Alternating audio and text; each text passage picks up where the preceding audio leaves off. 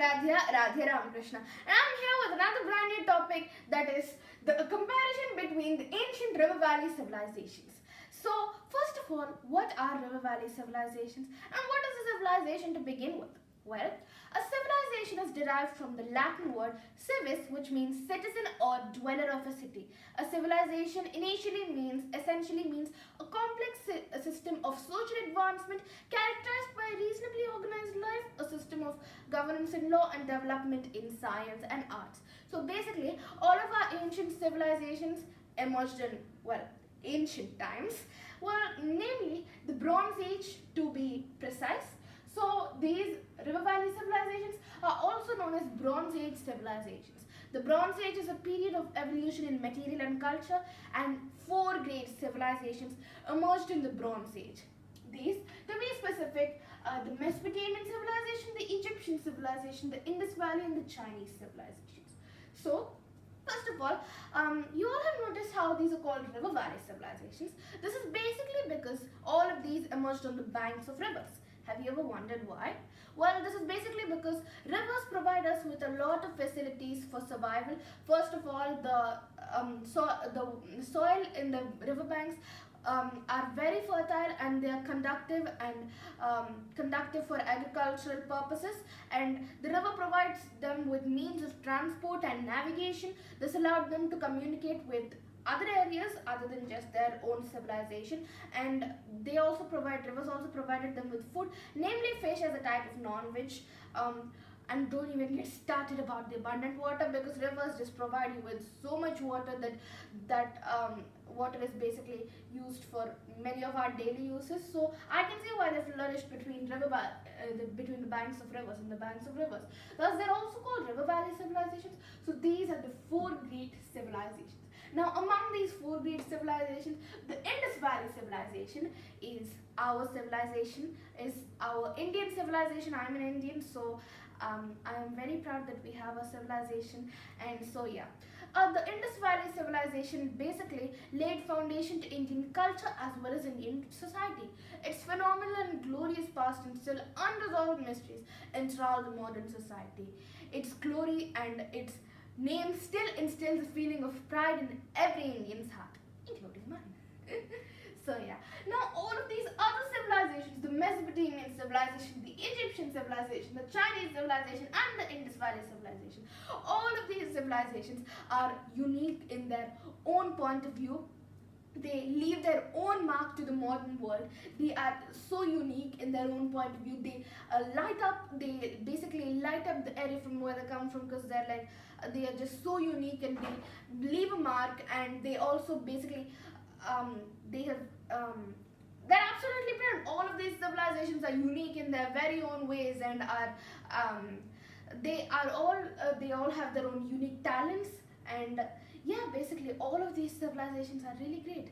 So I thought we gotta talk a little bit about these civilizations each. So I made 4 individual videos talking about all of these civilizations, like one civilization in each video, specifically. So each individual topic in each individual respective video.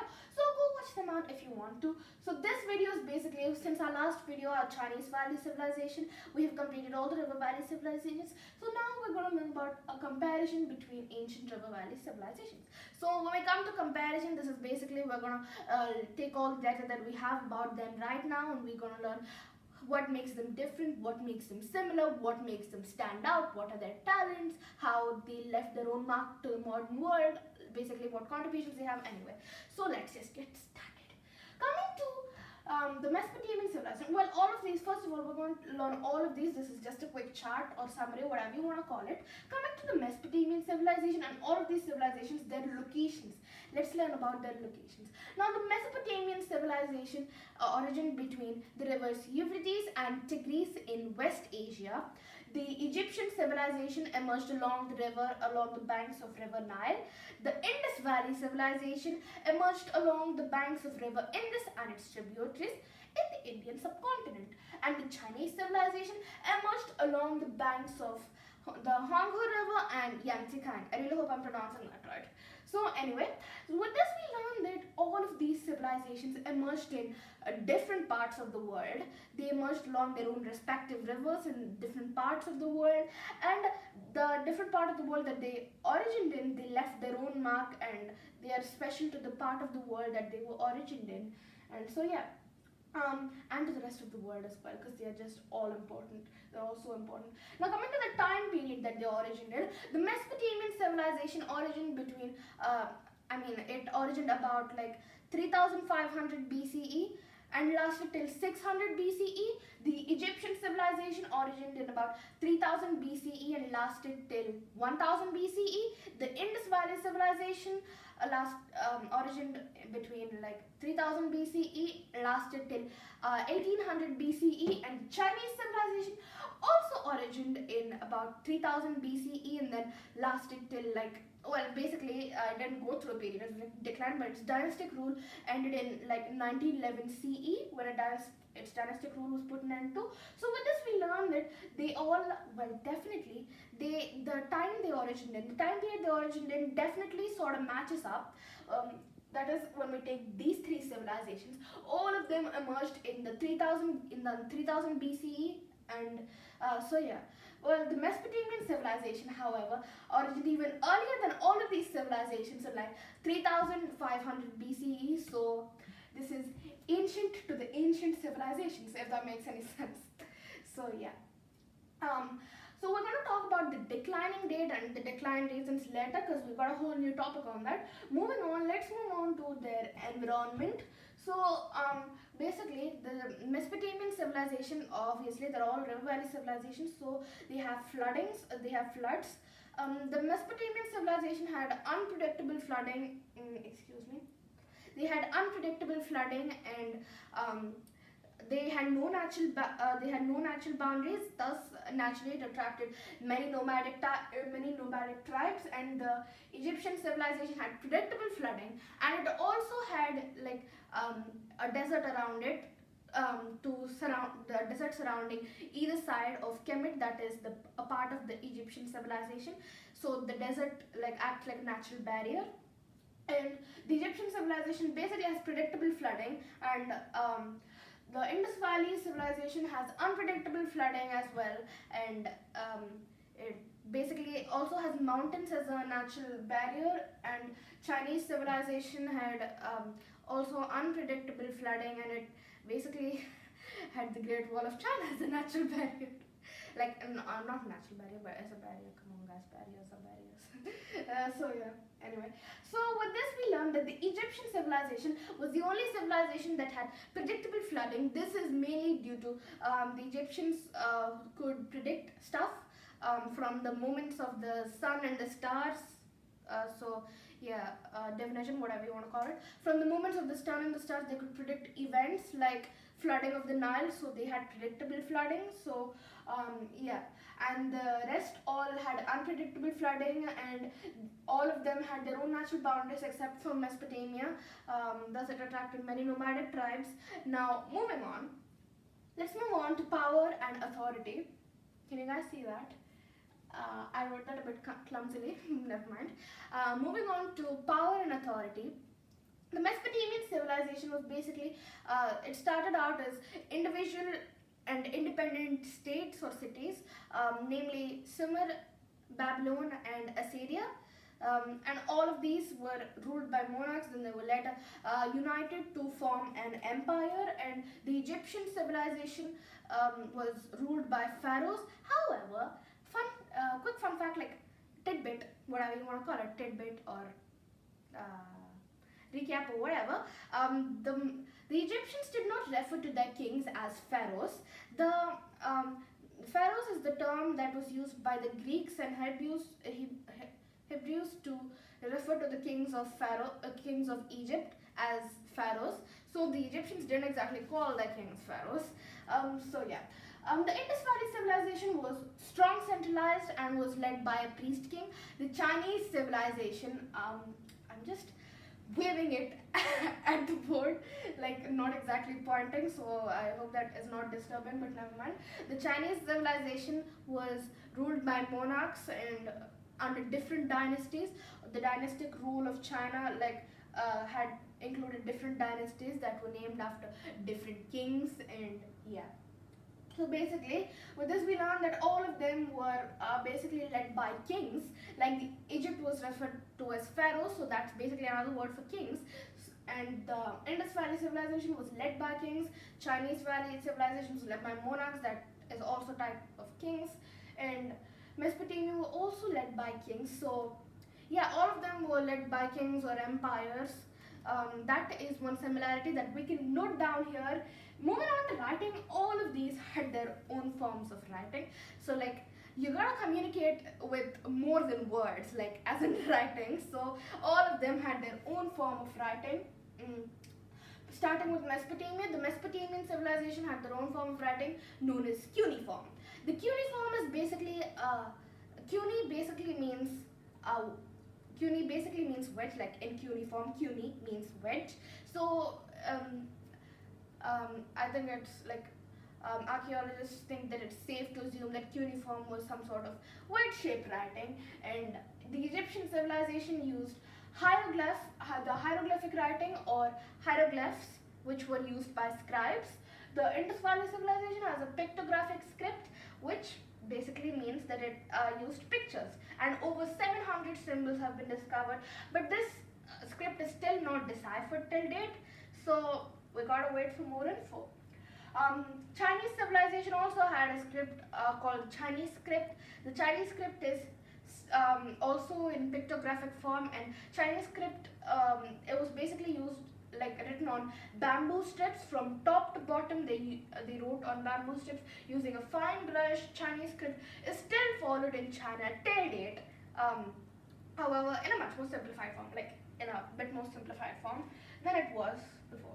So coming to occupation, all of these civilizations had their own unique occupations. Like all of them had similar occupations like farming, animal husbandry, domestication of animals, like that comes in animal husbandry, and art and craft, and many other occupations. Some of them even had unique occupations like sericulture, which comes from China, and so yeah, basically. However, one occupation was common for all of these civilizations, that is agriculture. Well, basically, I don't think I need to explain this, because come on, guys, they originated on the banks of rivers, and rivers are the number one stuff we need for agriculture. So yeah, agriculture was really promoted back then because of the fertile soil, good irrigation facilities, and the abundant water, hello, from the rivers. So yep, agriculture was the main core occupation. So moving on, that is a similarity we are going to note down as well. Moving on to contributions that all of these civilizations have to the modern world. Basically, they in all of these invented their own stuff, and they still have their contributions to the modern world. Mesopotamian civilization primarily in the fields of they well, archaeologists are not exactly sure who invented the wheel, but the earliest known wheel is found from the Mesopotamian civilization. So yeah, they're known for wheels, and they're also known for the sexagesimal, that is basically a number system that they invented, the number system that they created, invented, whatever, which regards to the number 60 as supreme. And also the Mesopotamians also, what else did they do? Yeah, basically they also did many other stuff. Moving on to the Egyptian civilization, pyramids are the number one contribution that they have to the modern world, like one of the number ones, because those pyramids are huge, and they're notable. Pyramids are actually the Great Pyramids of Giza show their architectural brilliance, because that specific pyramid just shows their architectural brilliance. And this pyramid was a tomb built for a pharaoh named Khufu, and this pyramid was so good it made it into the seven wonders of the ancient world. So yeah, which actually reminds me, the Mesopotamian civilization also, one of their architectural structures also made it into the seven wonders of the ancient world, that are the Hanging Gardens. However, some scholars argue that the gardens might not even have existed at all. So let's wait for that, but moving on.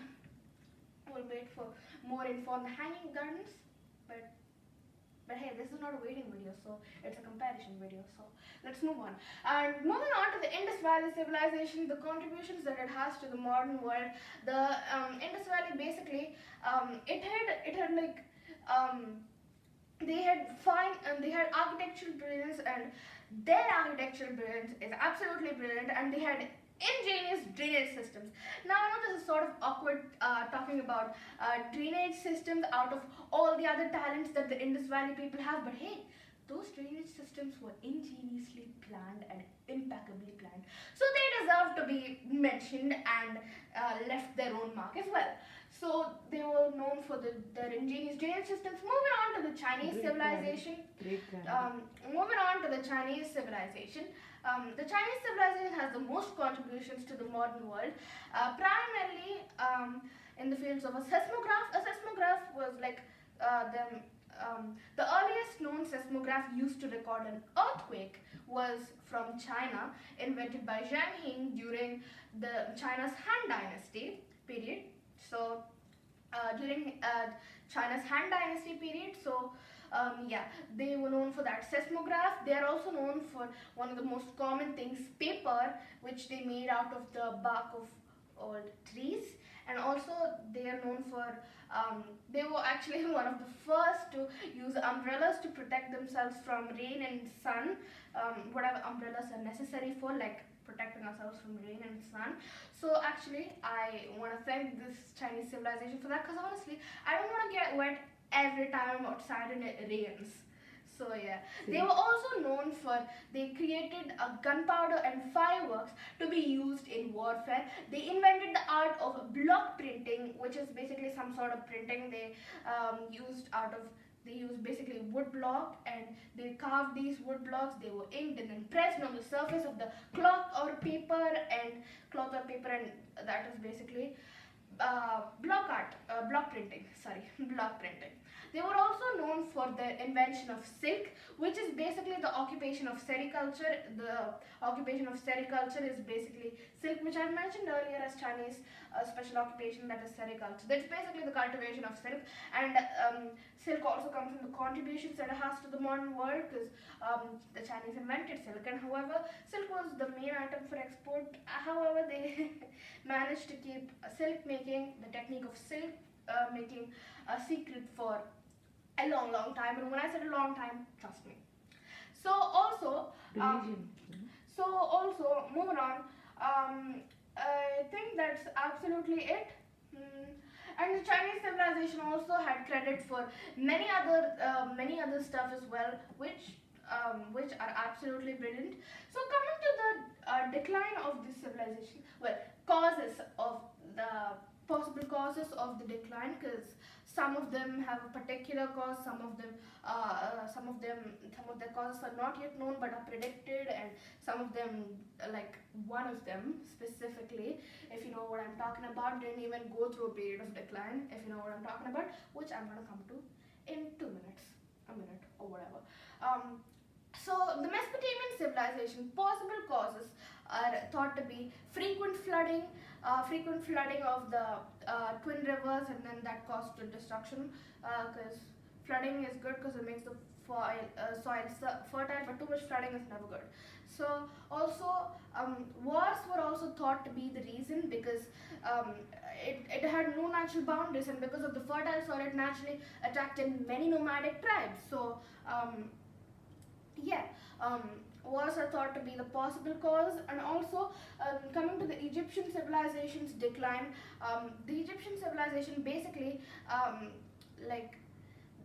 invasion from foreign tribes was one of the main causes, because foreign tribes invaded and the army was not equipped enough to handle with this, and then King Alexander the Great conquered Egypt and made Egypt a Ptolemaic dynasty, and then later Egypt was turned into a Roman province.